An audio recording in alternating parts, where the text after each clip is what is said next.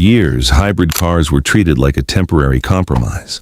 Not fully electric, not fully gasoline. Just an awkward transition technology people assumed would eventually disappear. But something unexpected happened. As modern gasoline engines became smaller, more turbocharged, and increasingly stressed by emissions regulations, hybrids quietly started solving mechanical problems. Traditional cars were struggling with more and more every year. And the deeper you look into modern engine engineering, the more that starts making sense. Modern combustion engines operate under extreme pressure compared to engines from the 1990s or early 2000s. Downsized turbocharged engines now regularly produce power figures that would have required much larger displacement 20 years ago. A modern 1.5-liter turbo engine can easily produce over 180 horsepower. The problem is that extracting that much power from a small displacement engine creates enormous thermal and mechanical stress. Higher cylinder pressures, increased combustion temperatures, turbocharger heat, direct injection carbon buildup, low-speed pre-ignition risks, tighter oil tolerances, and more aggressive emission systems all increase long-term wear potential. Engineers have become incredibly good at making small engines powerful, but physics never stopped existing. That's one reason many modern engines spend their entire lives constantly moving through inefficient operating ranges. In city driving especially, gasoline engines are terrible at low speed efficiency. Every stoplight forces the engine to repeatedly drop RPM, rebuild load, inject extra fuel, and move a heavy vehicle from zero again.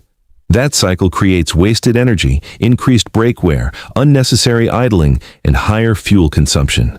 Traditional combustion engines are actually most efficient under stable load conditions, not stop-and-go traffic. And that's exactly where hybrids change the equation.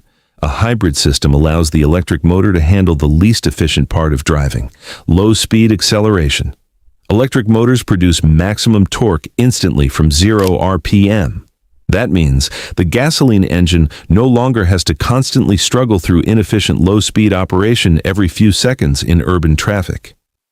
In many hybrid systems, the gasoline engine can remain off entirely during low-speed movement, startup, parking maneuvers, or traffic crawling. That dramatically reduces cold start cycles, idle time, and transient load stress. And cold starts matter more than most drivers realize. Studies in tribology and engine wear have shown that a significant percentage of engine wear occurs before oil reaches optimal operating temperature and full circulation pressure. Reducing unnecessary cold starts directly affects long-term durability. This is also why many hybrid engines age differently from conventional turbocharged engines. Toyota's hybrid systems are a perfect example. Most Toyota hybrids use naturally aspirated Atkinson cycle engines rather than heavily boosted downsized turbo engines. The Atkinson cycle keeps the intake valves open longer during part of the compression stroke, reducing pumping losses and improving thermal efficiency. The trade-off is lower low-end torque. But hybrids solve that weakness instantly because the electric motor supplies torque exactly where the gasoline engine lacks it. So instead of forcing a tiny turbocharged engine to constantly operate under high boost pressure, the hybrid system distributes the workload between two completely different power sources optimized for different conditions. And the reliability numbers behind this strategy are difficult to ignore. Toyota Prius taxis in cities like New York, Vancouver, and Dubai have repeatedly exceeded 300,000 to 500,000 miles on original hybrid drivetrains with surprisingly low mechanical failure rates. Part of that durability comes from the ECVT system itself. Unlike traditional automatic transmissions with multiple clutch packs, planetary gear changes, valve bodies, and aggressive shift shock, Toyota's hybrid Synergy Drive uses a planetary gear set combined with electric motor control to create a continuously variable power delivery system with remarkably few moving parts compared to conventional automatics. Fewer hard shifts means less drivetrain shock. Regenerative braking also dramatically reduces brake wear because the electric motor itself slows the vehicle while recovering energy back into the battery. Some hybrid owners report brake pad life exceeding 100,000 miles under normal driving conditions. Now, obviously, hybrids are not perfect. Battery degradation is real, especially in extreme climates. Additional electrical systems increase complexity, and long-term battery replacement costs can become expensive depending on the model.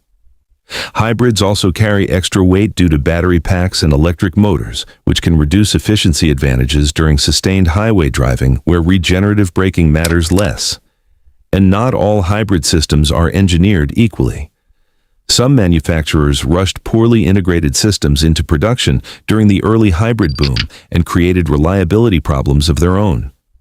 But the broader engineering logic behind hybrids is much smarter than most people initially realized.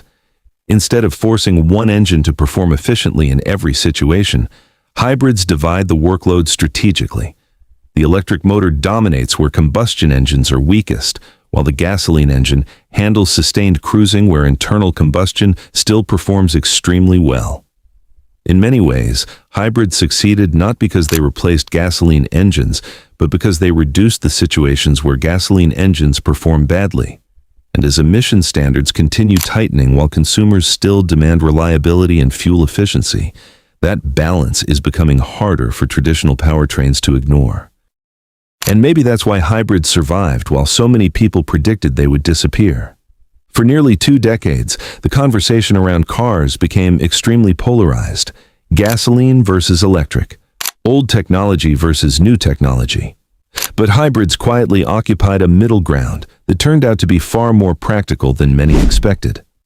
Because in the real world, engineering is rarely about ideology.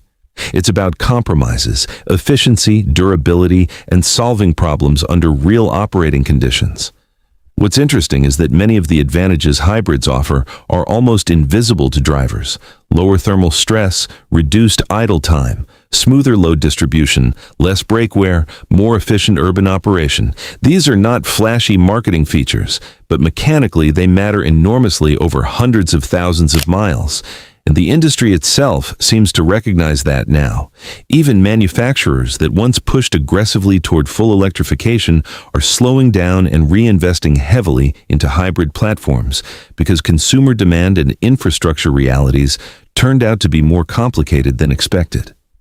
And maybe the most important lesson is this: hybrid technology was never really about replacing combustion engines overnight. It was about correcting some of the biggest weaknesses modern combustion engines developed as efficiency standards became harder and harder to meet. In many ways, hybrids didn't succeed because they abandoned gasoline. They succeeded because they learned how to use it more intelligently. Subscribe to my channel.